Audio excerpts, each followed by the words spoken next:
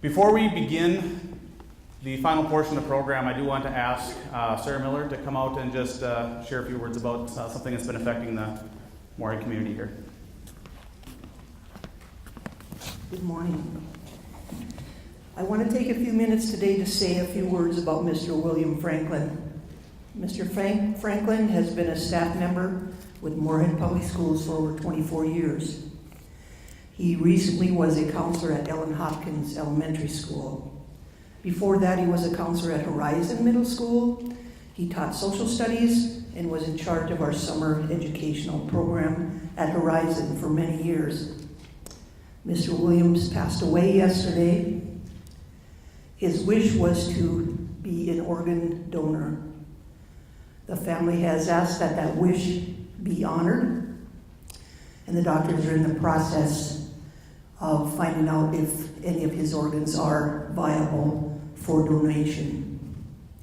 Mr. Franklin was always an advocate for placement of student resource officers in our schools. The district currently has an SRO in every school building in the district.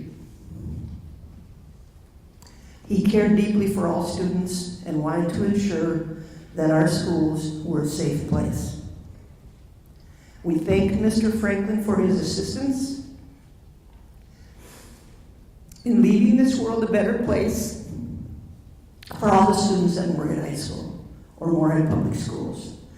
I would like to take a few moments of silence to honor Mr. William Franklin, or as his Ellen Hopkins students call him, Mr. William.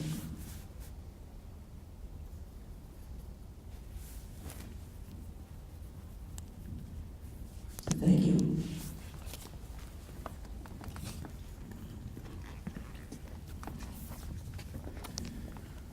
So the program that we've been presenting here, as you saw yesterday, it's a four-part program that's involved in this. The first is the Living Dead, where we came into some of your classes. We couldn't reach them all, but we've come into some of your classes and remove your peers and read their obituaries. Now, those obituaries were written by their parents, so you could tell some of the emotion in some of them. It was real, and that's why we had them do it. We removed these students for the next 24 hours or so. They could not have contact with anybody but this group. All right. Luckily, they all got along. But in fact, we even took all their cell phones, and they're not going to get them back until we're done here. So they were literally cut off from everybody. We did make sure to shut them all off this time. It wasn't at this school. There's another school that did it, and they left them on, and they were ringing all night, and the parents and friends trying to get a hold of them, so they had to lock them in the bathroom and try to get some sleep. So that officer didn't sleep all night, but we learned from his mistake, and we shut him off first. The second part is supposed to be what you saw this morning. We usually do it the day before, and that's the mock crash. And that is, for those of you that were there this morning, it's a very powerful portion of the program because it simulates a real-time crash, and you see all the resources that are involved in it with all the EMS, and quite frankly, we had about half the response that we normally would have had. All right, probably only one helicopter, but everything else. I mean, we're going to have multiple ambulances, multiple police officers, multiple jurisdictions. We'd have, the state patrol, county sheriff, other agencies coming to help us for something that big. And then you also have state patrol is going to do a reconstruction of the accident afterwards. It's a highly involved process. The third part of our program was last night. We take these students, these volunteers, and we keep them overnight. Reason being, again, we don't want them to have any contact with their peers or their family because we want that realism to set in that I can't get a hold of my friend, my son, my daughter, my whatever, okay? And that is to help you guys understand the impact of a situation like this. While they're there, we have them write letters to their family members. These letters, the only rule for these letters is it has to start off with, "Dear whoever, today I died in an alcohol-related crash and I never got to tell you," and then they fill out the rest. I wasn't there last night because I was meeting with the parents, but traditionally these letters, takes an hour and a half, 2 hours, 2.5 hours to write these letters, and they write them to all sorts of different family members. And then we meet with the parents and we ask them to write letters to these students as well. So That leads us to the final part, which is right now, the memorial service. We call it a memorial service because the way the program's billed is it's supposed to be a memorial service for the student that died in the crash that you just saw. But we kind of expanded on that, and we still call it that, but it's so much more. And we've expanded the program to include our guest speaker, Riley, who we'll introduce in a little bit. With a great, amazing partnership with Minnesota State University, Moorhead. Their video department has worked with us for the last 6 years on this program, and they have students and their professor that work together to create this video. And we're going to show you this video now. Maybe you guys have seen some of the ones from years past. They're on YouTube. This video is going to show you what happened before, during, and after the crash that you just saw. You saw the resources that were out on the track today. There's so much more, and this consequences of a decision to drive drunk, and the repercussions of that are so far-reaching that the only way we can really show you is in this video that was put together. So I'm going to ask that we play the video now, and then we'll pick it up after that.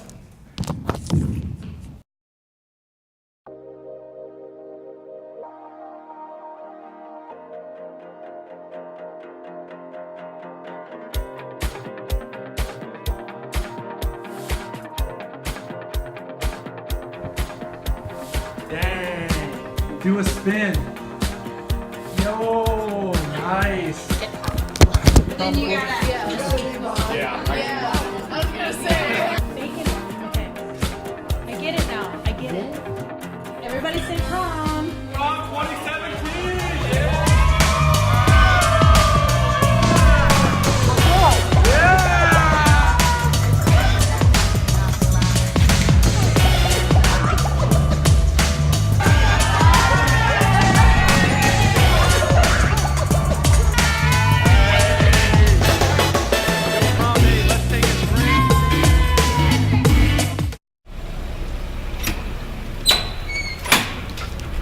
So what do you guys think about that movie? I didn't really like it. Why Too not? long. Oh. It was too long? Yeah. Bad. Oh my gosh, look at Brandon's story, guys. Whose house are they at? I have no idea. Who's people? Wow. Crazy. Yeah, they look so drunk. Actually, like, he has like 5 on there. Shocking. Brandon, are you ready for prom? Yeah.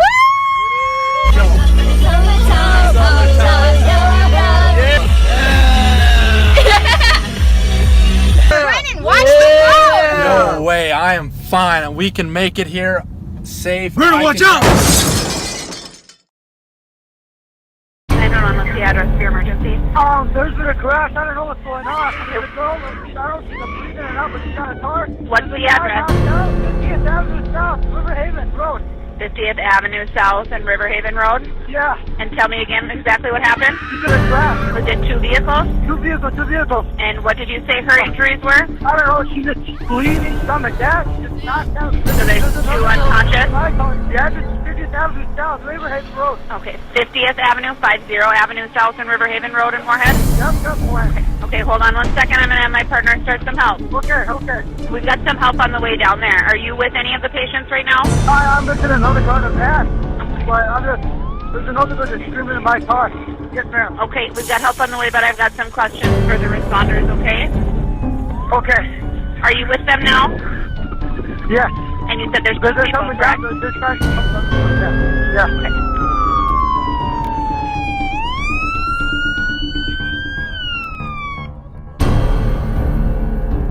So 319 and 325. Respond to an injury accident. We have 2 vehicles involved, possibly 7 patients at this time, one that was ejected. 319, code 3.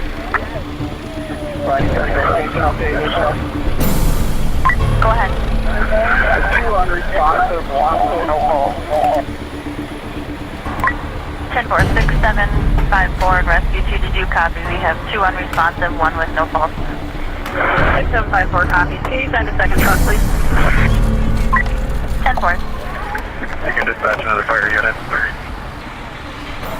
10-4-1425. We have 1 code 100. 10-4-1 code 100, 1425. Central. 6748. Will you let Sanford know that we're going to have 2 downloads?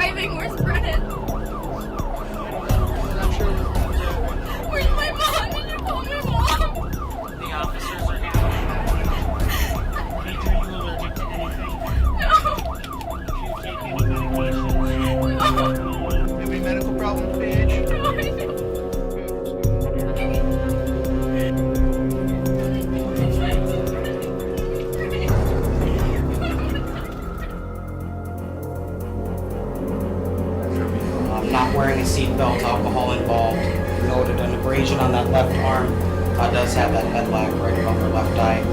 No other injuries noted. Good CMS times 4. Must be mom. Helping him breathe.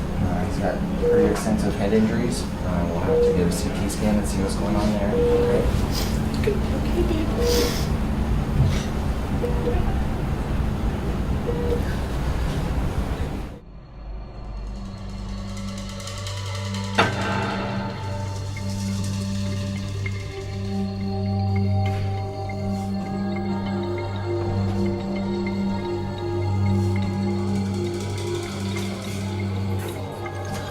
Okay, I'm gonna take off the cuffs.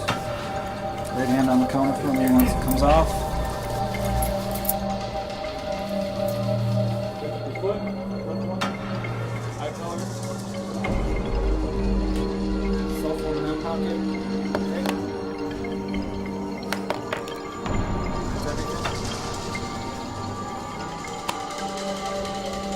Okay, what's your last name, sir? Meyer. Can you spell that? M-E-Y-E-R.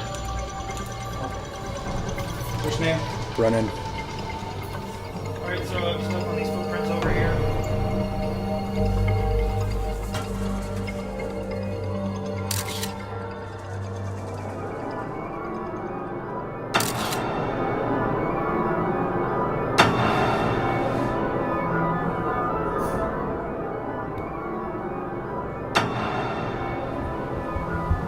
All rise.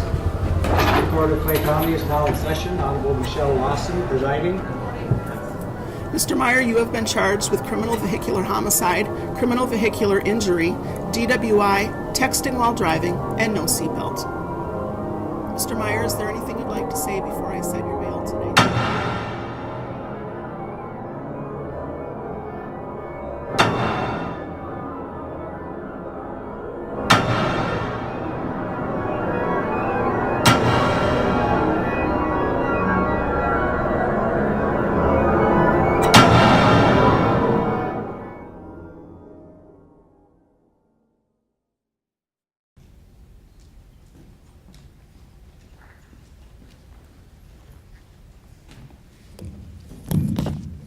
While they're making their way back up to their seats here, if I can get Brianna Schaub and her mom, Barb, and Lauren Znadi and her father, Frank, to come up here. One of the portions of this program is, like I told you, the letters that they wrote. One of the hardest things to ask a parent to do, next to asking Pam to be in that video there. Thank you for that. But one of the hardest things to do is to ask these parents to write these letters and these obituaries. And then we go one step further and we ask them to share these letters with you. Now, these are very personal letters. These letters are not written with the intent of reading them to 900 people, but as you're going to find out here in a second, the impact of that is very meaningful, and I think it has a place in this program. So Lauren, Frank, if you guys want to stand over there just for a second, and I'm going to have Brianna read her letter first. You can either hold it or set it in there, it's up to you. Okay. Dear Mom and Dad, today I was killed in an alcohol-related crash, and I never got to tell you truly what an amazing life you have given to me. I am so blessed to have been raised and loved by you. All the lessons you have taught me, even if I didn't want to hear them, will stay with me always. You both have always told me how proud you are of me, and I want you to know that you deserve all the credit. You are my first and most important role models. I also want to thank you for all the ways that you have pushed and supported me in my dreams, paying and traveling for soccer for so many years, pushing me to grow stronger in my faith, and encouraging me to be involved. I don't think there was ever a game, concert, or event that at least one of you weren't there. Not only have you supported me to achieve greatness, but you have also been there to pick me up when I've fallen. I am proud of the person I am leaving behind, and I truly owe it all to you. I am so lucky to have such amazing parents. Love, Brianna.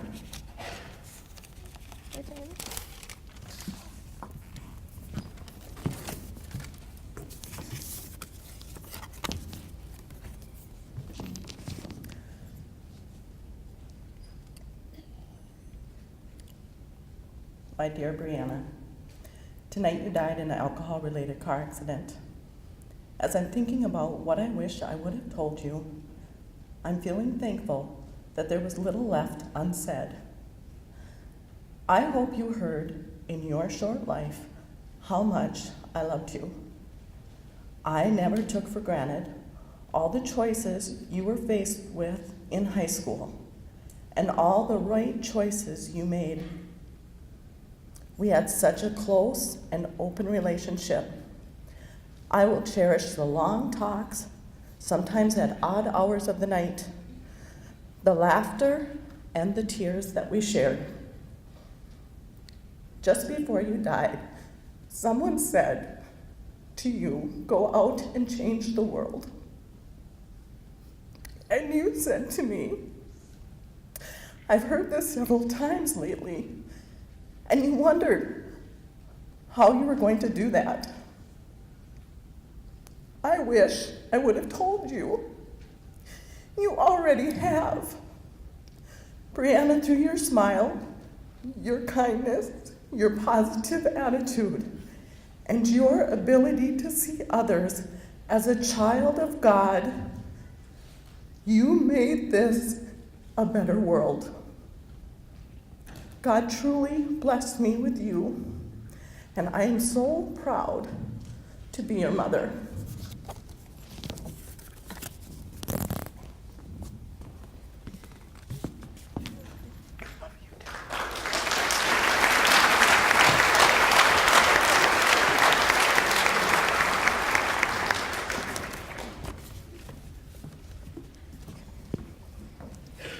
Dear Dad, today I was killed in an alcohol-related crash, and these are things I never got to tell you.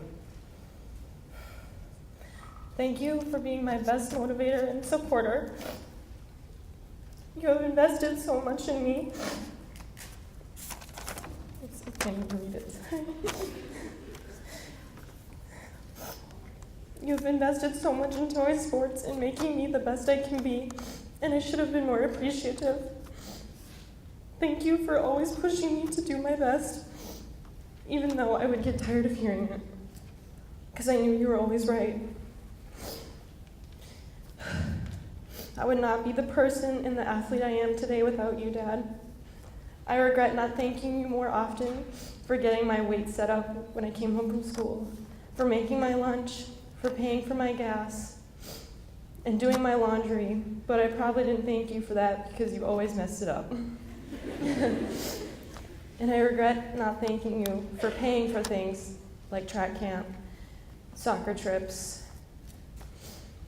I'll miss making stupid jokes with you and sending back and forth office gifts, listening to your funny stories, and joking about other movies we've watched together. As horrible as it sounds, I'll also miss the jokes you made about Vinny, too. I'll miss listening to you trying to order coffee at Starbucks and making comments about dumb things I'd say. Thank you for being so loving and protective. I would not be so motivated without you or Mom. Thank you for being the most influential person in my life. I love you and I'll miss you. Love, Lauren.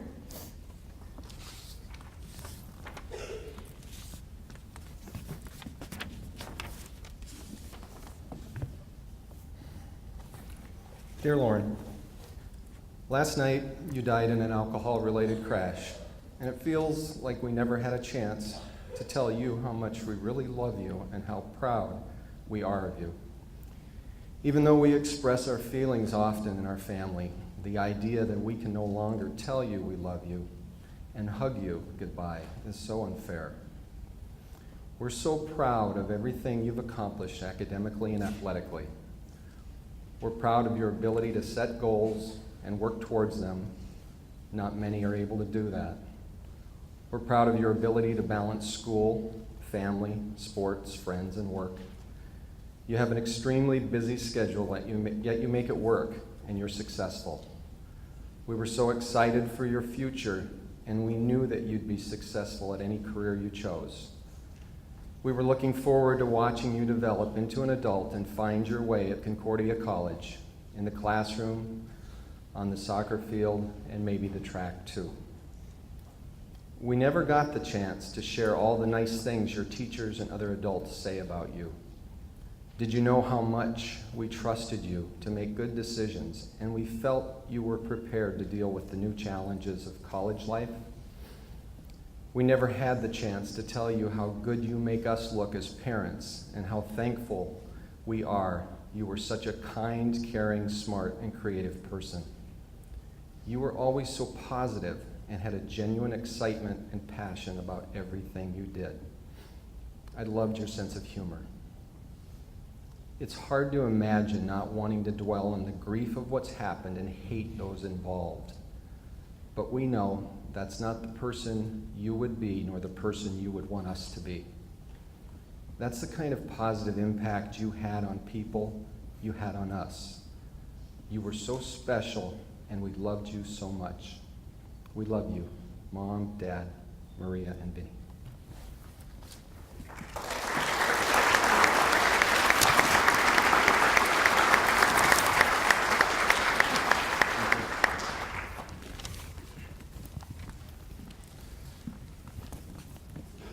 Now, it's funny, the older I get, the more I realize that every generation likes to complain about the next generation coming up. But when I get to work with such amazing people like this, in a program like this, and see how they, persevere and do this is not easy. What you just saw here was not easy, and for them to be able to volunteer and do this and put themselves out here like this it just floors me every time. And this group is extremely special. So thank you guys for that. Another person that I had the privilege of meeting and working with over the last few months is Riley Langer. If you can make your way up to the stage here. She is our guest speaker today. She's going to share a story, and just, again, one of the most brave and inspiring people that I've met, had the privilege of meeting. So I'll let Riley tell her own story and introduce herself. Okay. Well, hello. Can we just give the officers and everyone involved a round of applause?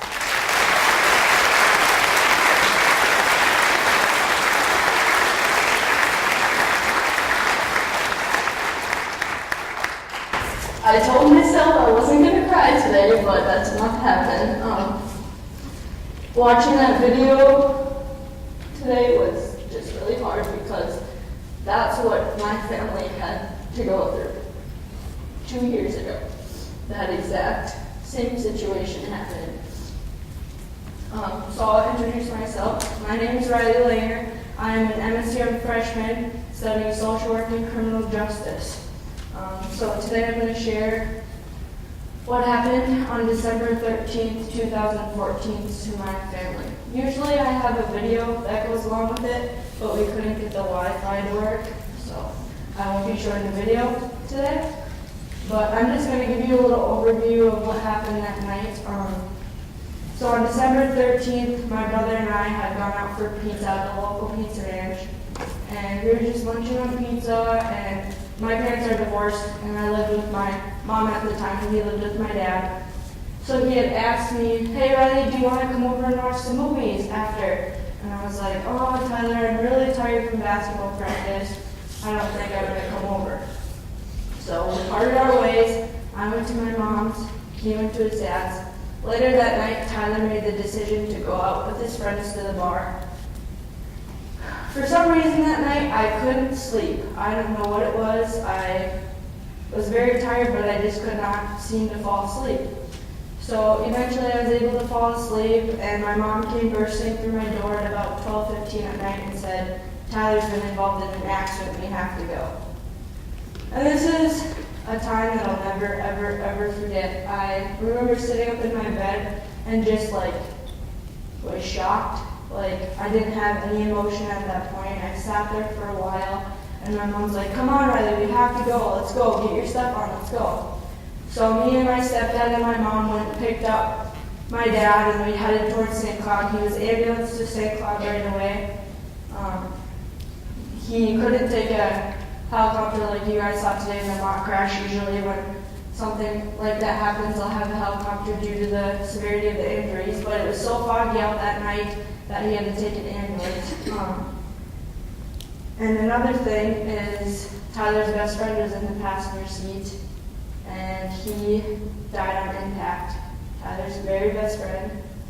Tyler swerved over the center line and hit his semi head-on going 80 miles an hour. So eventually my family and I arrived in St. Cloud, and I remember just bursting through the doors, and I wanted to see Tyler. Like, I didn't care like how bloody or whatever, I just wanted to see him. So I went into the room, and there he was lying lifelessly. Like, it was so hard to see at 16 years old as a junior in high school. They were just starting to rip off his clothes and use scissors to cut off his clothes. And, you know, I was just numb at that point. I thought he was going to die. There's no recollection that I thought my brother was going to pull through and make it at all. So eventually, the doctor said we have to ambulance Tyler to Minneapolis because we're unable to do anything due to the severity of his injuries. So before we left St. Cloud, I looked at the doctor and I said, "Is he going to make it?" And the doctor replied, "I think he has a chance." So I remember dropping on my knees and crying and crying and crying, and nurses holding me, telling me everything's going to be okay.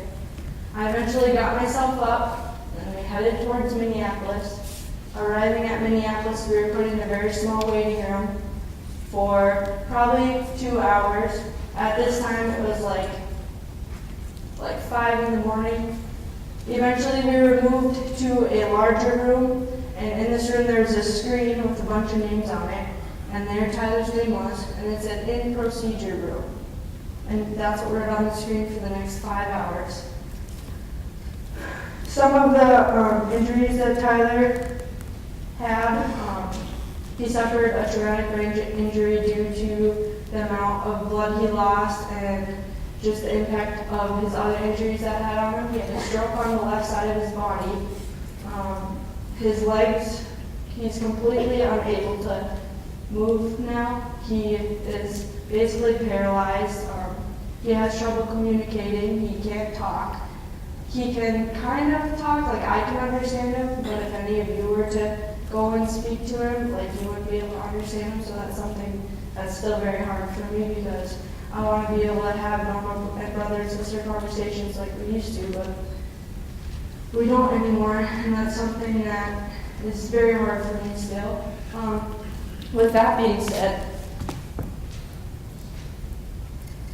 let's see if this, kids, it'll probably take a while to come up my next slide, but I'm going to get into a little bit about Tyler, my brother. Like I said before, like my brother was this great person. Like I can't even explain to you how great of a brother he was to me. There he is. That was him before the accident, and this is him now. He was, like I said, he was this great, great person, but he had alcohol and addiction problems. Like he never got the help that he needed. So what I really want to stress today, guys, is if you're struggling with like alcohol or drug problems, if you have a mental illness, if you're being bullied, if you just need someone to talk to, go and talk to your teachers. That's something that I am proud of myself for doing, is reaching out for help, because I would be who I am today standing on the stage if it wasn't for the people that I choose to surround myself with. That is a huge part of your life. Surround yourself with positive people that will get you through hard times. I had a counselor in high school who got me through this, got me through my brother's accident.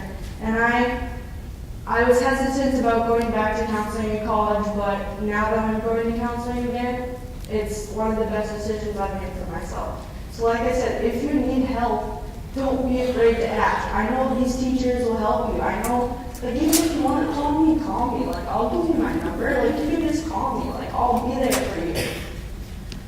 So now I'm going to talk a little bit about how, like, who Tyler is now as a person. He doesn't have a whole lot to look forward to, guys. Like, he's here physically, but he's not psychologically. There's so many changes that I've had to kind of get used to over the last 2 years. He can't walk. He has trouble communicating. He can't feed himself. We have to bathe him, give him his medications, and the list goes on. He can't do anything for himself. All he can really do is eat finger foods, like he loves cookies, so we just keep shoveling them in. But that's like all Tyler looks forward to, like watching his favorite TV show and eating his favorite food. Like, that's all he looks forward to for the rest of his life, unless he progressively gets better. And I hate to stand up here and say that I don't know if my brother's going to get better, but to be honest, guys, I don't think my brother will walk again. It will take a miracle, because as much as I hate saying that, but that's what I believe is going to happen. Now I'm going to talk a little bit about my story personally. Okay, by a show of hands, how many of you have siblings? Okay, large majority. Now, by show of hands again, how many of you would do absolutely anything for your siblings? I know they're annoying sometimes, I get it, like, my brother was really annoying too, but I still love him. You know, after his accident happened, I felt a greater responsibility. I felt that it was my job to be there for him, to be there for my parents, to be strong in front of everybody. Like, probably the first 3 months I missed school, he was in a coma and we didn't know if he was going to wake up from it or whatever. So I missed a ton of school, but my family is struggling with money and stuff, so I put together a fundraiser and made these t-shirts that I'm wearing today. And I sold them all around the community. The community just like bought them, and it was great. Like, we were able to have money to get to Minneapolis and back every week, and I just felt that great responsibility. I felt that as a little sister, that it was my job to take care of my brother. Like, I was very upset at what he had done, but I needed to put my own needs aside and focus on him, because we didn't know if he was going to wake up. We had no idea. Another thing, I struggled through depression, very much so through high school after Tyler's accident. When I went home, I was staying with a different family at the time.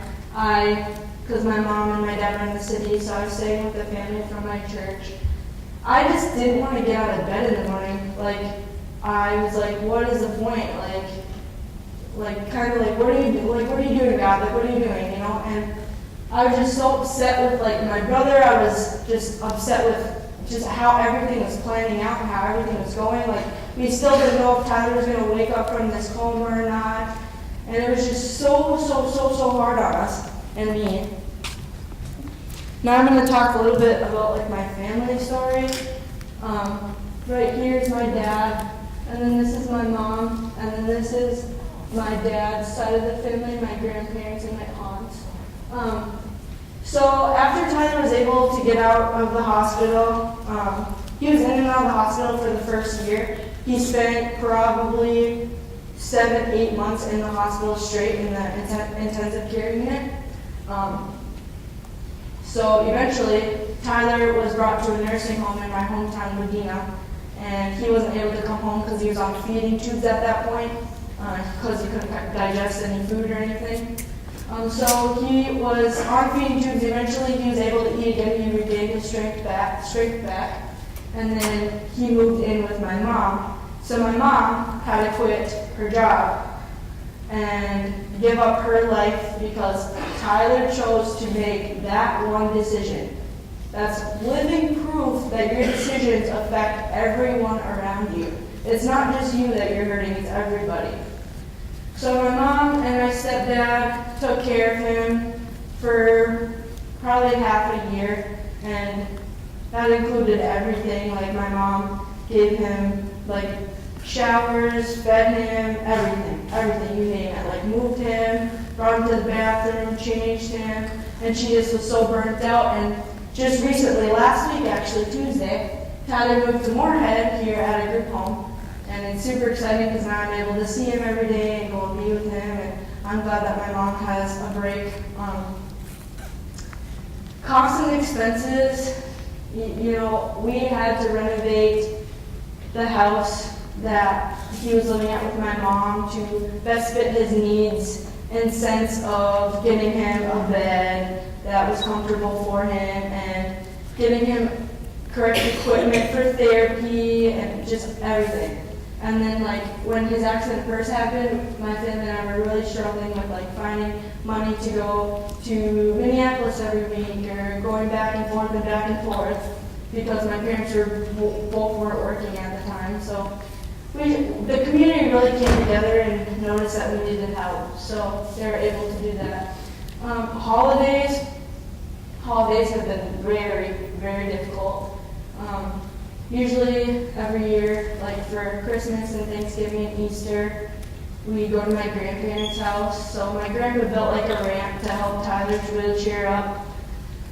And you know, it's just hard because like my grandparents are kind of like, they don't know that he like is there, like, but he's just like stuck in a body that doesn't work. So they kind of are like, hey, do you remember me, Tyler? And it's like, yeah, Grandma, he remembers you, you know. And it's just hard for me to see that because I know like inside his head he's thinking like, this sucks. Like I'm literally stuck.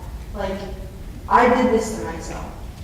And it's, you know, it's something that I still struggle with, you know. So I want to, obviously you had this great mock crash today, and I'm so glad that you guys are able to experience that. And, you know, talking to some of you last night at the hotel, like, I really hope that this impacts you guys because I've had to actually go through this, and it's the hardest thing I've had to go through in my life.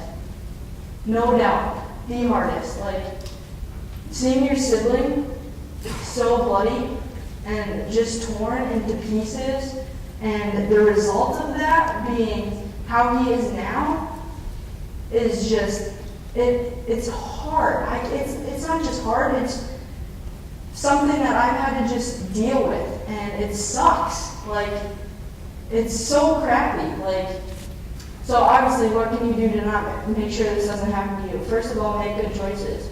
Like, of course, I know that, you know, high school kids drink. I was just in high school last year. Like, I know what goes on during the weekends. Like, but make smart choices. Like, I'm not saying that making the choice to drink in the first place is a good idea, but if you're going to make that choice, don't drive. Like, and be accountable to each other. Like, if you guys are drinking, put your keys in like a safe or something until the next morning. Like, hold each other accountable. Have a plan. Like, if you're planning on going to drink, like, have a plan. Like, have a buddy to support you and hold you accountable for your actions that night. And lastly, who can you call? If you get yourself into a situation, who can you call? Whether it's your parents, a friend, just somebody. Have that plan in case you get yourself into a situation. Lastly, what does Tyler say? I had a little conversation with him yesterday, and this isn't my first big speaking event, but I talked to him again about it yesterday, and I asked Tyler, I was like, if you could get up on that stage and you could speak to these kids, what would you say to them? And he simply said, it's not worth it. And it's not. Like, he's literally destroyed his life because he chose to make that one decision to get in the car and drive that night. One choice destroyed his entire life. And he said, I would do anything to reverse my footsteps that night. You know, me as a sister, I'm thinking, I'm only human. I'm thinking, okay, what if I would have went and watched movies with him that night? What if this happened? I had regret on me for the longest time after, thinking, this is my fault. Like, I should have went and watched movies with him. If I would have, this wouldn't have happened. And that carried on, and that's how I developed depression, because I blamed myself for what had happened. And finally, I realized that, you know, Tyler made that own decision himself. I didn't make that choice for him. At the end of the day, it's all only you. You're the one making the choices. At the end of the day, you're the only one there for yourself. Just be the person you want to be to others to yourself. And simply, don't drink and drive. Usually I have this little video of Tyler saying don't drink and drive. It's short, but we'll skip that today. But I just want to thank you guys for listening to me today, and I really hope that the program that they put together today really impacted you to make good decisions and be safe about what you do. So thank you for having me today.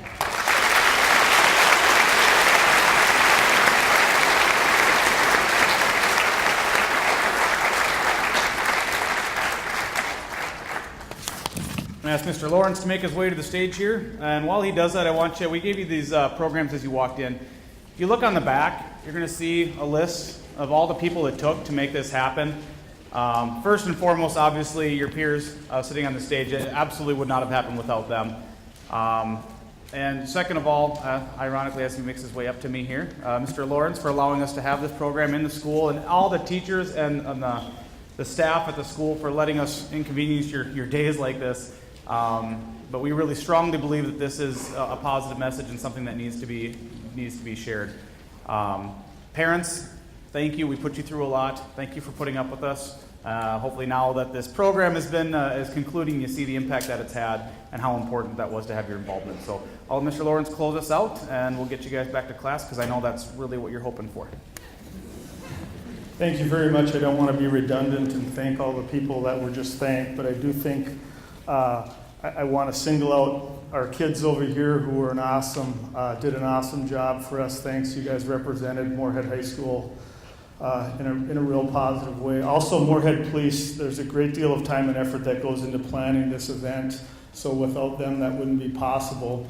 The parents that were participated, especially Frank and Barb,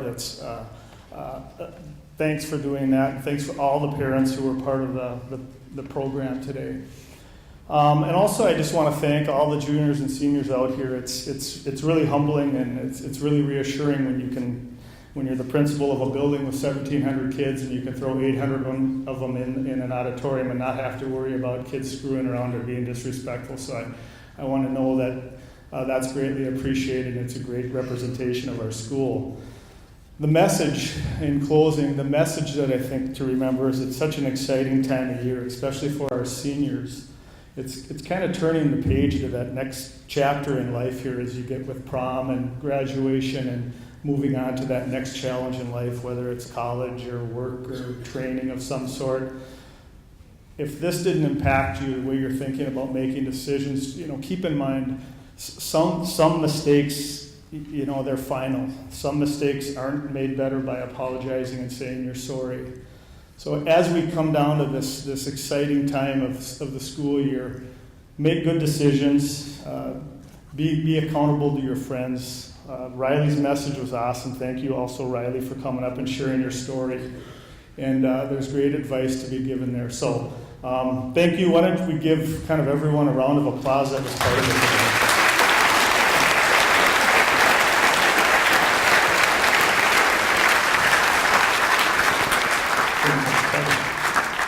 The last person I want to thank is Mr. Larson for being flexible with his orchestra stuff. So thank you, Mr. Larson, wherever you're at on the side. That's all we have for today. You guys head back to class. We'll see the seniors at 11:30 for the class picture. Thank you very much.